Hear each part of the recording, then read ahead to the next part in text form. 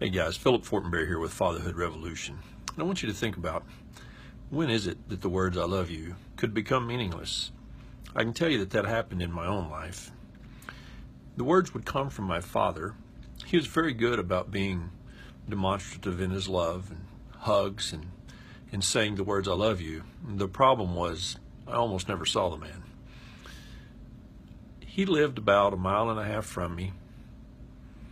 I rarely saw him, sometimes would go months without seeing my dad or hearing from him. And then occasionally I'd run into him uptown. I lived in a small town, Decatur, Texas, and occasionally I'd run into him somewhere. He'd always give me a hug, a smile, and tell me that he loved me. But in time, with the continuing of his absence, his words became without power, without meaning to me. It meant nothing to me because there was no demonstration of his love beyond those words. He never came to my football or my basketball games. He was just never there for me. Times that he would say that he was going to come by and take me and my brother fishing, and he wouldn't show up.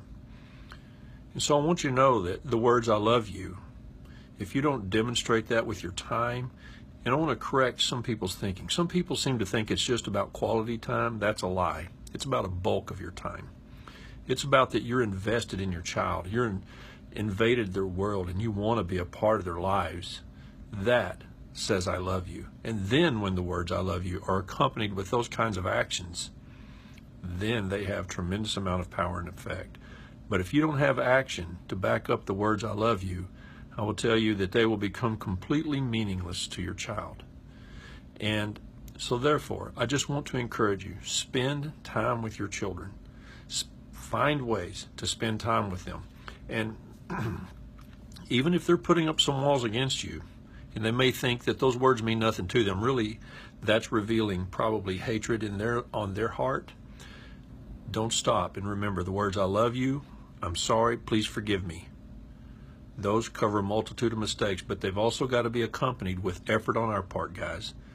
We're the men, and we're the dads, and we're the ones who have to push the envelope on that. We're the ones who have to be there for them. And so I just want to encourage you that if you know you've hurt your children, apologize, and then make a change in your behavior around your children and be there for them. Be at their ball games or their piano recitals or whatever they got going on. Be there. I'll tell you, those 18 years go by so fast. While my dad wasn't there for me, I tried to be there for everything for my son. And so you can change.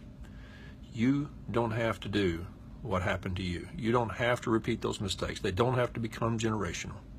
It can stop with you, but you have to make a choice and a concerted effort then to change.